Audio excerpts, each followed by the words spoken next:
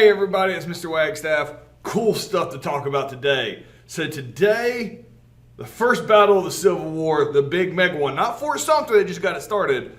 The first major battle of the Civil War is going to take place. Everybody is shocked and they have to take a step back, assess who they are, and prepare for what they already know after the first battle is going to be an absolutely insanely awful, brutal war, which will turn out to be the most brutal war in American history. All right, let's go ahead and get started. So let's talk about these two guys right here because I will reference them quite a bit. Want to make sure we're on the same page as these two guys. So me and you are on the same page of who these two guys are when I reference them and why they are a little different. So Abraham Lincoln is the President of the United States of America. We will refer to it as the North or the Union. The United States of America is the United States of America and is the United States of America before, during, and after the Civil War. The United States of America doesn't change at all. The other guy is Jefferson Davis. He is the President of the Confederacy, of the Confederate States of America. Now, in history, they like to compare these two guys because these are the two, I'm using air quotes here, leaders of their country, the president. However, Abraham Lincoln in the United States has considerably more power than Jefferson Davis does in the Confederacy, since the Confederacy created a government that's very similar to the Articles of Confederation, which gave each state like the majority of the power. So while Jefferson Davis is the president of the Confederacy, he can't like force the states to do anything, very differently than Abraham Lincoln, who is the commander-in-chief and controls the military. So Jefferson Davis is actually probably most famous in history because he is the opposite of Lincoln, meaning he is the opponent of Lincoln, even though Jefferson Davis doesn't have nearly the pull or the clout or the authority that Lincoln does in the North. So I'll reference Jefferson Davis and Abraham Lincoln. These two guys are the presidents. Now, today we're going to talk about the first battle of the Civil War, and it caught everybody off guard because both sides lived kind of in a fantasy world about what this war was going to be like. So you can't have battles without generals and leaders. Yes, Abraham Lincoln is the president of the United States of America, but he's not actually going into battle. He needs generals to do that. Well, the United States military has tons of generals. They have West Point. They have all these fantastic generals that have battle experience in the Mexican-American War. And Lincoln feels very confident that his leadership is absolutely going to win this war in a matter of weeks. There is a huge issue with that idea, though. Let me show you a picture of this guy right here. This is Robert E. Lee. Now, if you've never heard of Robert E. Lee, have no idea who he is, that is fine. If you do know who Robert E. Lee is, and you've seen pictures of him before, and I show you this picture, this might throw you off. You're like, what? That doesn't look like the Robert E. Lee I know, all right, because this is probably if you know who Robert E. Lee is, this is probably the more famous painting of Robert E. Lee as an older guy here. But let me tell you the story of Robert E. Lee and why I'm showing you this picture first. Robert E. Lee is the head of the United States military. He had a lot of experience in the Mexican-American War. He is a battlefield genius. He is very highly respected. Again, head of the United States military. Robert E. Lee is the guy who goes and stops John Brown at Harper's Ferry. He's the guy. The problem is, once this war starts and the South secedes, Robert E. Lee, this is what he's going to look like at the time. He's older, obviously. Younger picture, older picture here. Robert E. Lee resigns as the leader for the United States military. All right, and he writes a letter to Lincoln. He's very upfront about it. And Robert E. Lee says, hey, look, just be upfront with you, but I'm going to quit as the leader of the United States of America. Military, the head general in the military. And he tells Lincoln this because he's like, I'm from Virginia. Virginia has seceded. hopefully, whatever the situation is happening right now between the North and the South, it doesn't actually come to a full-blown war, but if it does, I'm not going to lead troops down to attack people that are in my family in Virginia, so for that reason, I'm going to resign. So Robert E. Lee resigns, all right? And he's going to turn around and he is going to leave and go down to the South to fight for the South during the Civil War. He actually, the first battle to talk about today, he is not in charge of the military in the South. They don't really trust him. The head of the United States military quits and comes down and wants to be in charge of the Confederate military. That seems a little shady. So they don't actually trust him at first. So the first battle we're talking about today, Robert E. Lee actually is going to have nothing to do with it because he's kind of relegated to a lower position because the South doesn't really trust him. Basically, all the top generals, and this is pure coincidence, all the top generals happen to actually have been from the South, and they all they all resign and go down to the Confederacy and serve the Confederacy during the Civil War. This leaves Lincoln in a really tough situation because he doesn't have good leaders anymore to run his army. Because it's a survey course, I want to kind of, get you familiar with these names that we will talk about a lot, and probably the two most famous generals in the Civil War. That's Robert E. Lee here on the left. All right, we've been talking about him. He will, after the war gets kind of a cluster here at the beginning, he will take over for the Confederacy as their military and absolutely is going to wreck shop.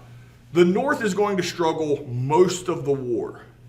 Spoiler alert, the United States of America is going to eventually win this war after years and hundreds of thousands of people die. The winning general for the North will eventually be this guy, Ulysses S. Grant. So famously in history, they talk about the Civil War and they talk about Robert E. Lee versus Ulysses S. Grant. These two guys don't actually fight until 4 years into the war. Ulysses S. Grant, the time that Robert E. Lee leaves, Ulysses S. Grant isn't even a general. Nobody even knows who he is. And we're going to talk a little bit more about him as we go through. But while these are the two super famous generals at the end of the war, these are the two, guys that face off and is going to lead to the end of the Civil War. It did not start out that way. Robert E. Lee goes to the South, is relegated in a lower position, works his way up. Ulysses S. Grant, his first job is basically a suicide mission that surprisingly he does well at. And he works his way up in the ranks past all the trash leaders the North had because all the good leaders went to the South. So I want to point these guys out because they are very important if you've ever heard their names, but we got to kind of work up to them. Because the first thing that happens in the Civil War is it's called the First Battle of Bull Run, and the guy that gets put in charge is this dude, General Irvin McDowell, that you have never heard of before, and you probably don't need to.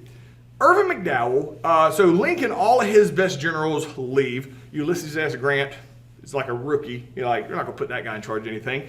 Lincoln looks at Irvin McDowell and tells McDowell, hey man, let's go end this war real quick. This is like day one of the war. I need you to march down to Richmond and take it over. Because this is back when war was simple and it's like capture the flag. If you take over the capital, you win. So Irvin McDowell is given a big army. These guys are drafted. They're not even trained. Irvin McDowell's like, can I have time to train them? And Lincoln's like, no, man. Look, here's what I want you to do. I want you to go, obviously, from Washington, D.C., because these are where all the troops are trained at here. I want you to march down to Richmond and take it over. There's not actually going to be any fighting. And I'll tell you why, General Irvin McDowell, why there's not going to be any fighting. Once all the soldiers show up in our blue fancy uniforms, because the North wore blue, the South will wear gray. When we show up in our blue uniforms, the South will realize it's like for real, and they will poop themselves and they will run away. So just go on and march down there. So Irvin McDowell, completely untrained troops, march down south. All right, they're so unorganized. Literally, the media goes with them and writes stories about what the men are eating every morning as they're having to walk 90 miles down to Richmond. And their families are traveling with them. It's a huge, it's a random cluster. So on their way down to Richmond, they're a place about halfway between Richmond and Washington, D.C. It's called Bull Run. Well, because there's newspaper reporters going with the army from Washington, D.C. down to Richmond, they know exactly where these troops are, how many there are, and what they're planning on doing. So the Confederate soldiers, like, nah, we're not letting them get down here to Richmond. They start marching north. The idea is as soon as the Northern soldiers see the Southern soldiers, the North will realize that the South is being serious and are willing to fight for it, and the North will poop themselves and run away, and nobody will actually fight. So both of these armies are going to march towards each other, fully expecting the other side to run away when they see each other. The exact middle between Washington, D.C. and Richmond is a place called Bull Run, and that's where these two armies meet each other. They walk out into a field, and they see each other, and everybody gets real quiet. Here's what's crazy. This shows the mentality of the people at the time. This is an actual photograph, right? Because we're getting to a point where we have actual photographs now. This is a group of people who had traveled with the Northern military that went and have set up a picnic on the hillside to watch this battle. Keep in mind, there's no TV, there's no radio, there's nothing. People have no concept of war. The North and the South, they face off in this field, and neither side runs away. All of a sudden, they open fire at each other. Neither side is trained. They just put all these people together, and it turns into an absolute just cluster immediately. This is a painting of what's called the First Battle of Bull Run, because there ends up being a second Battle of Bull Run. But for here, we'll just call it the Battle of Bull Run, because we're only going to talk about one in this survey course.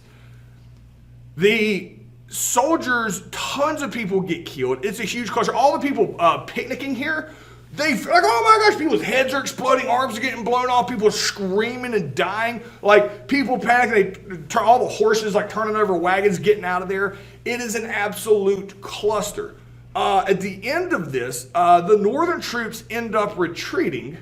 The Southern troops are so in shock about what happened, they don't even follow the Northern troops back to Washington, D.C. It is awful, like completely untrained, undisciplined. And the First Battle of Bull Run basically ends, I guess you would say, in a tie, even though the North ends up retreating.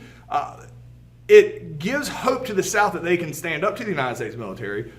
But the big thing is the fact that people came, I can't stay up, to picnic and watch this. This had been building for 50, 60, since the beginning of America. And people still didn't truly understand what was going to happen when people start murdering each other. But neither side backed down. Neither side ran away. People are horrified because they see that it's a war, but it's obvious that this is actually going to get worse before it gets better. Because the question here is, what is significant about the fact that people came to picnic at the first battle of the Civil War? Like, what does that show you about their understanding of war? And then what does that show the society at the time as it pertains to their understanding of war? Everybody was all gung-ho. Let's go to war. Hooray. Let's kill the Northerners. Let's kill the Southerners. And people came to picnic because they truly didn't understand the horrors of what they were asking and wanting to do. But pause me, answer that completely. Moving on. All right, so as both sides back up, and they're in their capitals, Washington, D.C. in the north, Richmond in the south, and they're basically gearing up for what is clearly going to be a huge battle and war. It's not going to be over quickly. Everybody is assessing themselves to see what they have, what their strengths are, and what their strategy is going to be. The North, on paper, looks like it should absolutely dominate this war. So the North, I got a little picture here. The North has factories and better production because this is where everything is made at in the North. They have more people because immigrants have been coming to the United States to work in the factories in the North. They have more people. They have more supplies. They have a fully functioning government still.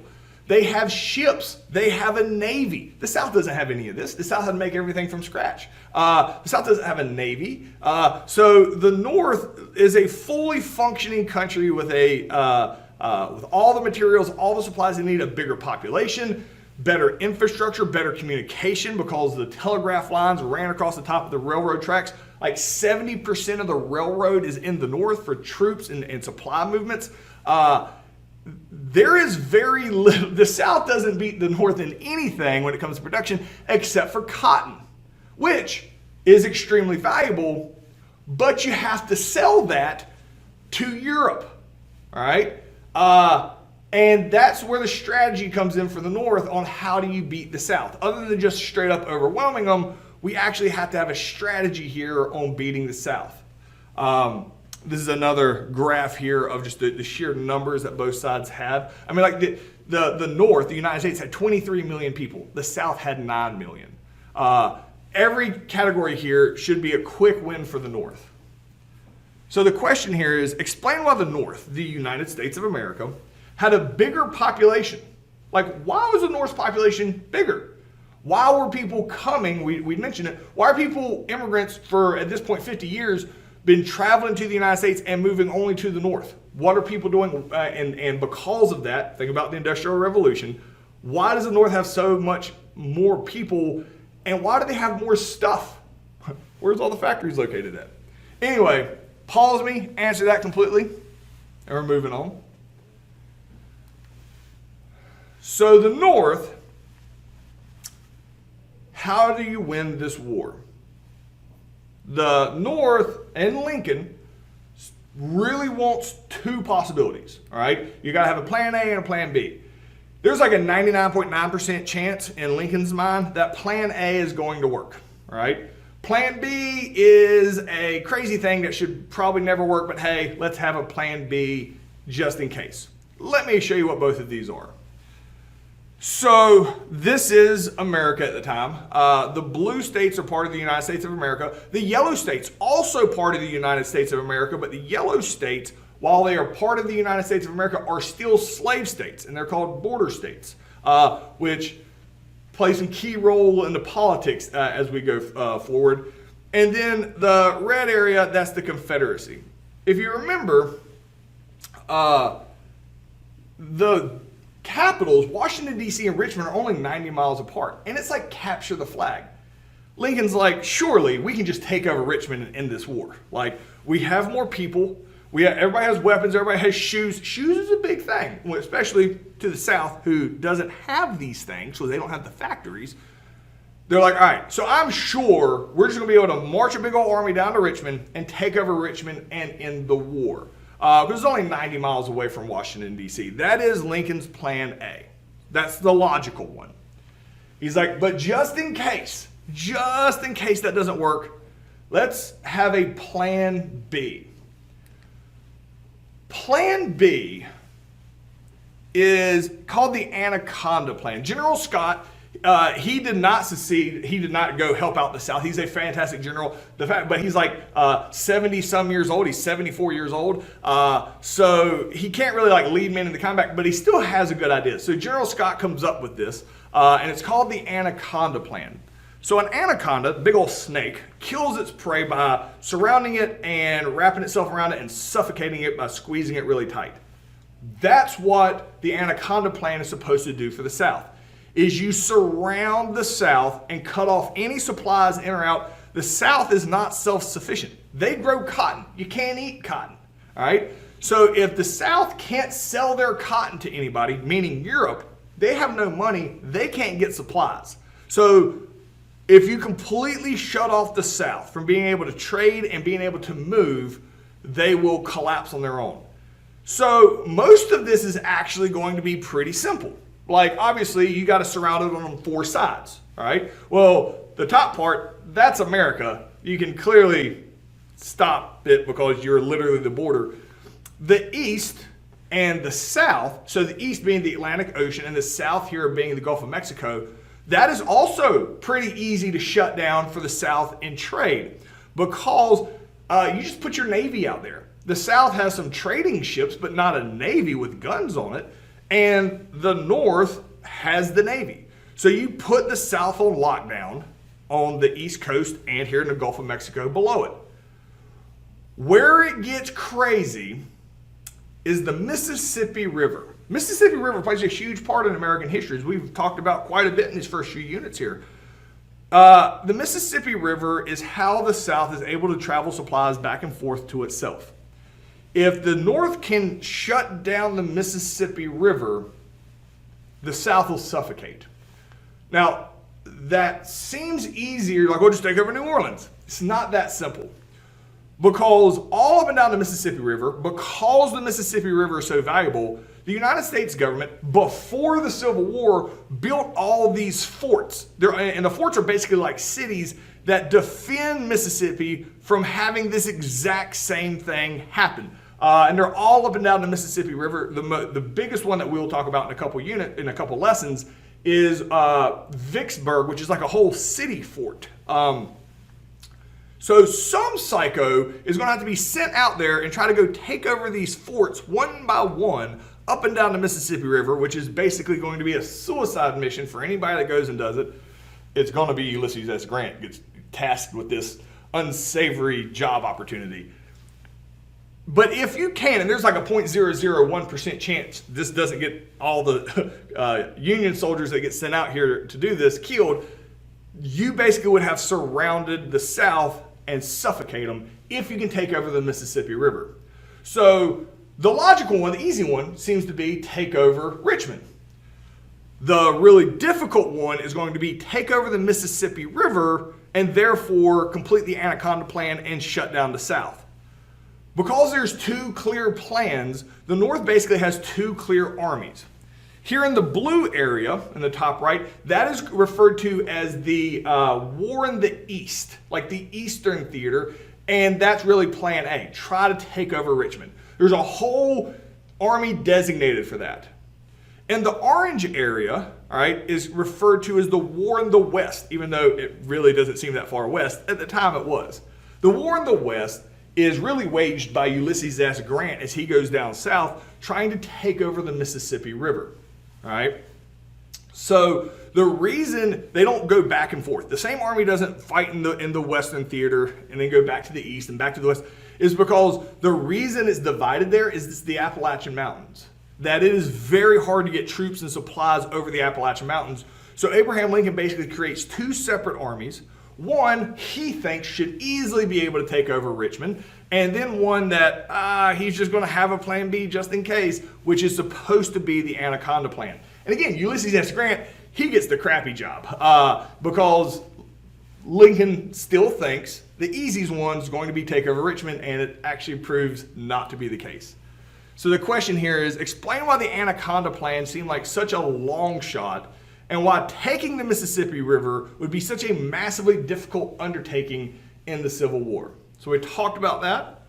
Pause me. Answer that completely. We're moving on. All right, strengths of the South. So with all the stuff the North has going for it, man, this should take like a couple weeks, if that. And that's what a lot of people thought. It's really not until after the war starts dragging on, they're like, why is the South not losing? They start realizing all the things the South has going for it. Number one, and this is big, the South is fighting a defensive war, meaning the South doesn't actually have to win anything at any point. The South doesn't have to go take over Washington, D.C. All the South has to do is not lose. And the only way they lose is if they surrender. So if the South never surrenders, they never lose. Because they already have what they want, which is to be their own independent country. They just have to get the North to leave them alone. So as long as the South doesn't lose, they win. They don't actually have to take over cities or have, it's a defensive war. The second thing, which caught everybody kind of off guard, is the fact that even though the South has a much smaller population, Southerners usually grew up with a higher percentage chance of being able to know how to ride a horse and shoot a gun. Southerners during the Civil War made a much better soldier than an Irish immigrant that had never even seen a gun before when they were drafted into the military in the North. So even though the South had smaller numbers, typically the South were better soldiers. It cannot be overstated the fantastic leadership the South has. So once again, on the left here is Ulysses S. Grant, and on the right here, behind me, that is Robert E. Lee. Robert E. Lee is an absolutely fantastic general. He's an absolute genius military guy. And I wish I had time to go in a survey course of all. He basically, every time Robert E. Lee, once he rises to be the commander, he does what you would think would be the opposite of the smart thing to do, and it works like every time. And he was always multiple steps ahead of anybody the North tried to throw at him. Mainly because guess who trained them all? He did. He knew exactly what they were going to do before he did it. Not only that, his second in command is a guy named Stonewall Jackson, who's with him most of the war until Stonewall Jackson gets killed by one of his own men. Just down the line, the leadership in the South is superior, and when you have better leadership, you don't put yourself in stupid situations that get your army wiped out, generally. And it's also the South knew if they lost, their entire way of life is going to end. Also, since the North has to invade the South is always like knows the North is coming, and they know the land better. They know where to set up and dig in for the upcoming battle. So the question here is, why is the war and objectives for the South different than the objectives from the North? Like basically, what does the South have to do versus what does the North have to do to win here? And which side has the easier goal and why? So pause me, answer that completely. We're moving on. All right, you might be a super expert in the Civil War, and this is something that is commonly ignored in the history of the Civil War, and it is wildly important because otherwise it doesn't make any sense on some of the weird stuff that it looks like Lee is doing. So the South knows, and when I start talking about the South strategy, it really ends up being Robert E. Lee. He talks to Jefferson Davis, and Robert E. Lee kind of knows what is happening. He knows the South can't win this war without help. He knows that, all right? That we don't have the numbers, meaning the South, because I'm thinking through the South's mindset now. They don't have the numbers. They don't have the supplies. All they have is cotton. They have to have help in order to win this war. The big thing is they don't have a navy, all right? So all the eggs kind of get put in one basket here. Lee needs England and France to help out the South in the Civil War. Just like France helped out America in the Revolutionary War and showed up with their navy, Lee is going to need England and France to show up with their navy to help defeat the United States. Now, it's a touchy thing because the South clearly has committed to slavery. England and France against slavery. So England and France is like, nah, man, like we don't want to support a country that has slaves. And then Robert E. Lee and Jefferson Davis make a very good point. They're like, okay, we understand that. You realize the North has never passed a law saying slavery is illegal. They actually have 5 slave states in the United States of America, and they still have slaves. So slavery is your issue. We're both equally evil. And England and France are like, well, that makes a solid point. So England and France will not help out the South. And the reason they would like to help the South is they would love to have cheap cotton because everybody wants the cotton. But the last thing that England and France want to do is help out the South, and then the South still lose. So the South is going to have to prove they can win without the help of England and France before England and France will get in. Now, officially on record, England and France are like, of course we would never help the South. 100%, they were just seeing how this played out because America split in half is beneficial for England and France because America would be less powerful. So Robert E. Lee realizes he must get England and France involved in this war on the side of the South in order to have a chance. So a lot of his strategy is going to be focused on getting England and France involved, and he's got some ways of trying to do that.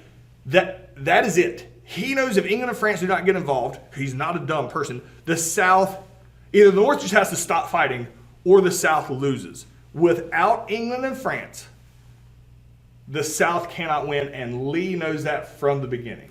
So the question here is, why is England and France's involvement on the side of the South, the Confederate States of America, so important in order for the South to have success in this war? All right, so pause me, answer that completely. See you guys tomorrow.